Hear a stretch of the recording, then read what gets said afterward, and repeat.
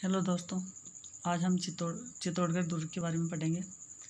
चित्तौड़गढ़ दुर्ग का निर्माण चित्रांगद मौर्य ने 8वीं सदी में करवाया था। चित्रांगद मौर्य ने 8वीं सदी में इसका निर्माण करवाया था। दोस्तों, चित्तौड़गढ़ दुर्ग का आधुनिकीकरण करवाया था कुंभा ने। और उसने क्या क्या बनवाया था? एक तो 4 दीवारी, चारों तरफ परकोटा, और इसमें कुल 7 द्वार है, 7 दरवाजे हैं, है ना। तो 7 द्वारों का निर्माण करवाया था। विजय स्तंभ का निर्माण करवाया था इसने। और कुंभा के महल, कुंभ स्वामी के मंदिर का निर्माण करवाया था। और श्रृंगार चौधरी का निर्माण इसने करवाया था। दोस्तों, इन्होंने इनका पुनर्निर्माण करवाया था, यानी ये जर्जर हो गए थे, टूट फूट गए थे, तो इसकी मरम्मत करवाई थी इन्होंने। अब देखिए, इस चित्तौड़गढ़ दुर्ग में साक्य हुए और जौहर हुआ है। तो सबसे पहले हम साक्य के बारे में जानते हैं और जौहर के बारे में जानते हैं। जब महिलाएं अग्नि में कूदकर प्राण दे देती हैं, उसको क्या कहा जाता है? साका कहते हैं। और साका होने के साथ जो महिलाएं जब अग्नि में कूदकर प्राण देती हैं, साका होता है। तो साका होने के साथ साथ अगर जो वीर पुरुष होते हैं, है ना, वीर पुरुष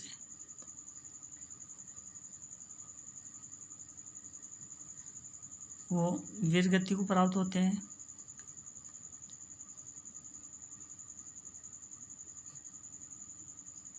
तो उससे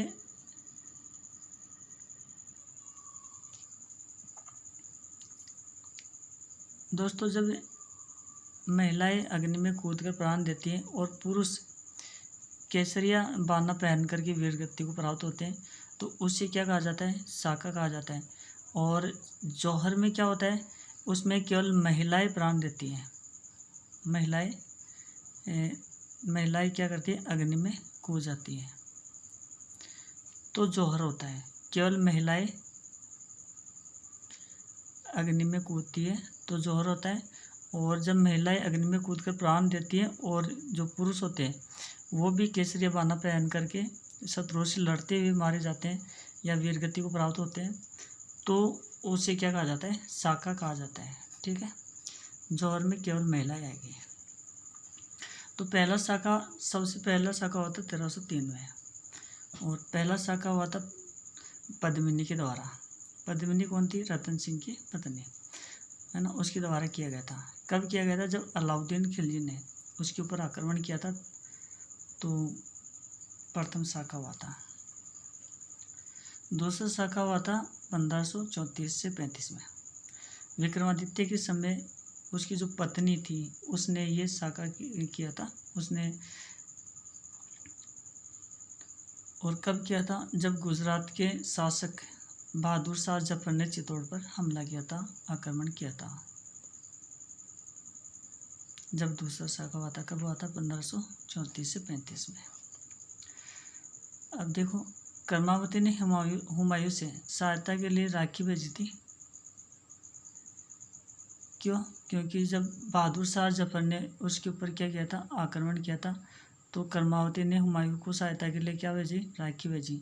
लेकिन हुमायूं किसी कारणवश नहीं आ पाया। तो फिर उसके बाद में युद्ध हुआ। युद्ध होने के बाद में जो वहाँ के सैनिक थे वो मारे गए और उसको क्या करना पड़ा ना, उसमें साका करना पड़ा। और जो राजपूत स्त्रियाँ थी उसके साथ पद्मिनी ने आग में अपने आप को डाल करके समाप्त कर लिया। दोस्तों, तीसरा शाखा हुआ था 1567 से 68 में। और ये कब हुआ था? जब महाराणा उदय सिंह ने चित्तौड़ का शासन जयमल तथा फत्ता को सौंप करके स्वयं कहाँ चले गए? उदयपुर चले गए। महाराणा उदय सिंह चित्तौड़ का शासन जयमल और फत्ता को सौंप दिया, है ना, और स्वयं उदयपुर में चले गए। और अब जयमल फत्ता के पास जो शासन था उनके पास था चित्तौड़ का। वो दोनों युद्ध करे, किससे? अकबर से। अकबर से इन दोनों ने युद्ध किया और दोनों युद्ध करते हुए वीरगति को प्राप्त हुए। और वहाँ पर राजपूत स्त्रियाँ थी, उन्होंने क्या किया, जौहर किया। तो दोस्तों ये दोनों वीरगति को प्राप्त हुए और इन्होंने जौहर किया, तो ये साका कहलाया। और ये साका कौन सा था, तीसरा साका था, जो कहाँ पर हुआ था, चित्तौड़गढ़ दुर्ग में हुआ था। कब हुआ था, 1567 में, 1567-68 में हुआ था दोस्तों। उदय सिंह के समय उन्होंने अपना जो शासन था, वो चित्तौड़ का शासन था, उसको जयमल फत्ता को सौंपा और खुद उदयपुर चले गए। और उसके बाद में जब अकबर ने हमला किया था तब की घटना है दोस्तों। और दोनों जयमल और फत्ता उसके अकबर की सेना से युद्ध करते हुए उस युद्ध में वीरगति को प्राप्त हुए। और वहाँ की राजपूत जो स्त्रियाँ थी उन्होंने क्या किया, जौहर किया। अब देखिए तीनों शाखा एक साथ देखते हैं। पहला शाखा वो कब हुआ, 1303 में। कब, किसके आक्रमण के कारण हुआ, अलाउद्दीन खिलजी के कारण। और रतन सिंह की पत्नी थी कौन, पद्मावती, है ना, उसने किया था उसके समय, ठीक है। अब दूसरा था 1534 से 35 में, 1534 से 35 में। ये जब गुजरात के शासक थे बहादुर शाह जफर, उसने हमला किया था विक्रमादित्य।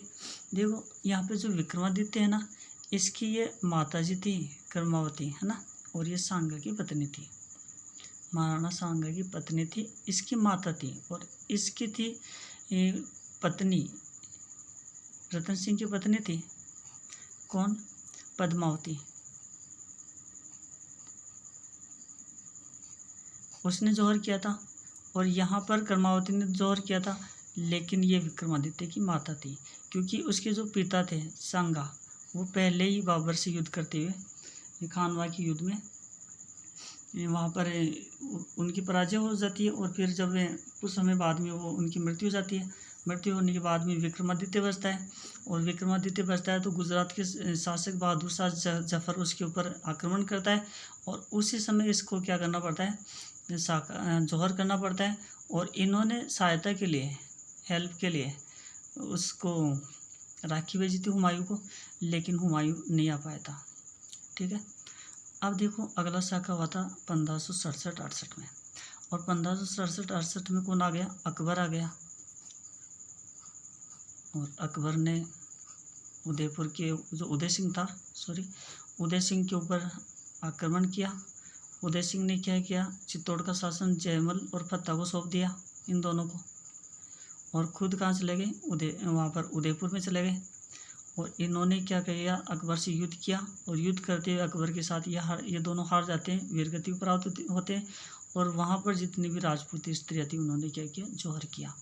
इसलिए ये तीसरा शाखा हुआ दोस्तों। इसमें 3 शाखा होती है टोटल, क्लियर। अब आगे बढ़ते हैं दोस्तों। चित्तौड़गढ़ में चित्तौड़गढ़ का जो दुर्ग है उसमें कौन कौन से महल है। एक तो नवलखा भंडार है, ये बनवीर ने बनाया था दोस्तों। बनवीर वही है जिसने उदय सिंह की हत्या का प्रयास किया था और उसने विक्रमादित्य को मार दिया था, ठीक है। और यहाँ पर उसकी जो उदय सिंह की दाई माँ थी पन्ना ने अपने पुत्र चंदन को उसकी जगह पर सुला दिया था। और खुद उदय सिंह को लेकर के कुंभलगढ़ चली गई थी। और कुंभलगढ़ जाने के बाद में उसको वहाँ पर उसका पालन पोषण किया। और बनवीर ने है ना नवलखा महल का जो निर्माण करवाया था वो इसी चित्तौड़गढ़ दुर्ग में करवाया था। अब देखिए चित्तौड़गढ़ दुर्ग में एक कीर्ति स्तंभ है, जैन कीर्ति स्तंभ के नाम से जाना जाता है। ये आदिनाथ का स्मारक है, आदिनाथ का स्मारक। इसका निर्माण कराया था जैन जीजा ने। जैन जीजा क्या है, ये नाम है, ठीक है। और ये बघेरवाल शासक था दोस्तों, जैन जीजा। और ये 11वीं से 12वीं सदी के लगभग इसका निर्माण हुआ था, जैन कीर्ति स्तंभ का।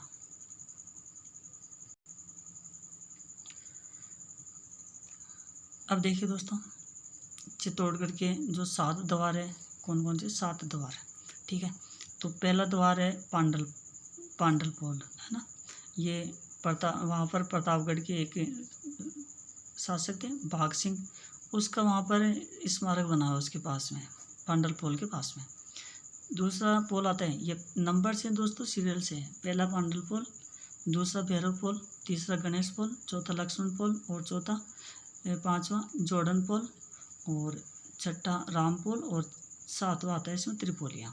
ये सारे सीरियल से हैं, एक के बाद एक।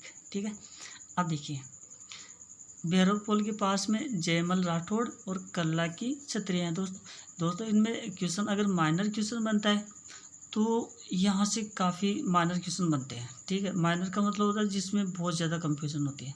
मान लो प्रश्न में ये पूछ ले कि जयमल राठौड़ की छतरी कौन से पोल के पास में बनी हुई है, तो भैरव पोल आएगा।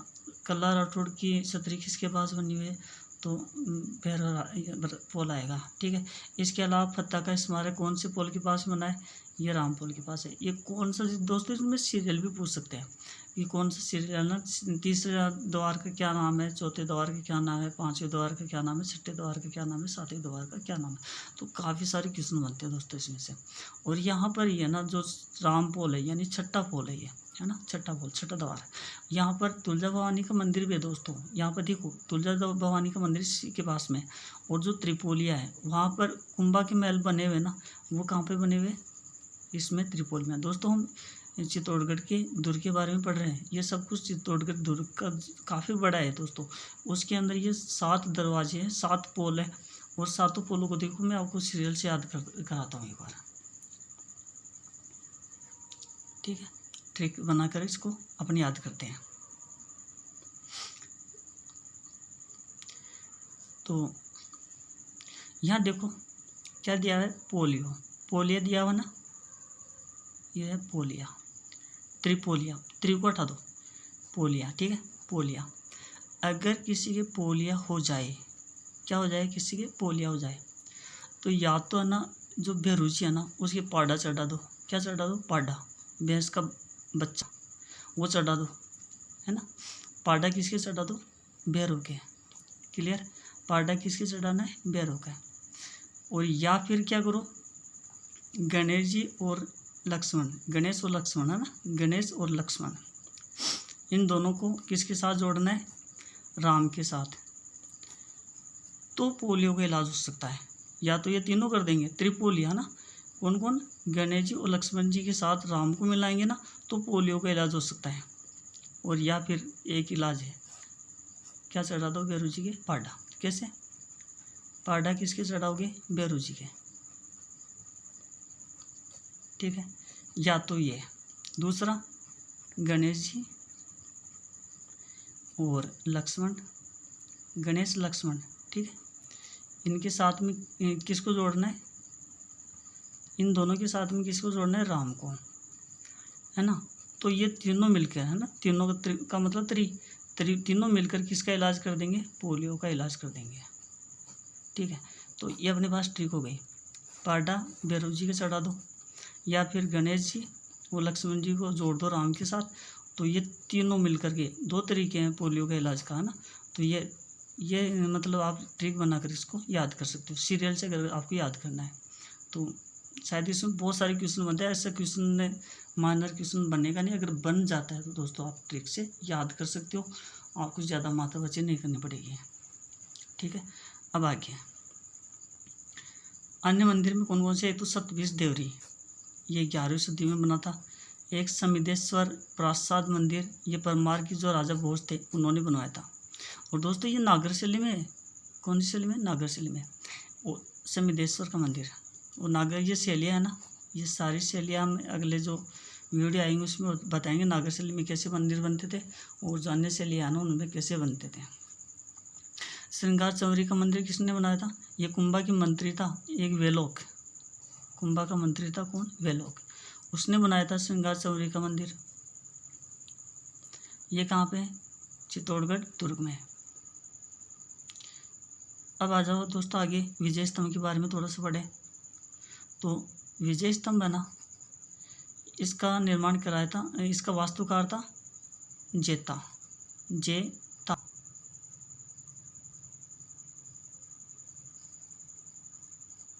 विजय स्तंभ का वास्तुकार कौन था? जेता। इसमें 9 खंड है टोटल। कितने खंड है? 9 खंडों से मिलकर बना हुआ है। 1 2 3 4 5 6 7 8 9, टोटल 9 खंड है। 120 फीट की लगभग इसकी ऊंचाई है। इसकी ऊंचाई कितनी? 120 फीट के लगभग। कुंभा ने मालवा का जो शासक था, कौन? महमूद खिलजी, उसको हराने के बाद में ये बनवाया था। ठीक है, कुंभा ने मालवा के शासक महमूद खिलजी को हराकर फिर बनाया। और इसका दूसरा नाम है विष्णु स्तंभ। दूसरा नाम क्या है? विष्णु स्तंभ। दोस्तों, इसमें खूब सारी मूर्तियाँ बनी हुई है देवी देवताओं की, इसलिए इसको हिंदू देवी देवताओं का अजायब घर भी कहा जाता है। हिंदू देवी देवताओं का अजायब घर किसको कहा जाता है? विजय स्तंभ को।